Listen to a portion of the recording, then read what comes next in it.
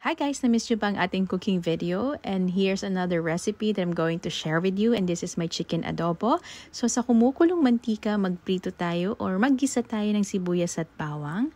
Pagkatapos, pag pwede na, ilagay na rin natin ang ating manok. Ipiprito lang natin ang manok hanggang mag-light brown to.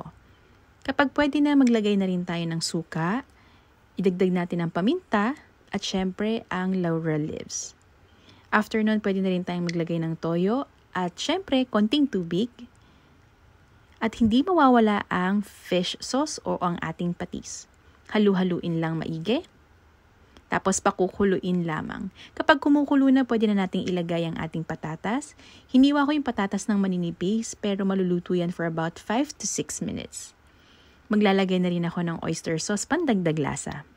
Halu-haluin lang at pakukulaan lamang ulit natin to. Kapag kumukulo na, check natin kung malambot na lahat yung manok at saka yung patatas. Tapos lastly, ilagay natin ang ating slurry, which is yung cornstarch at water.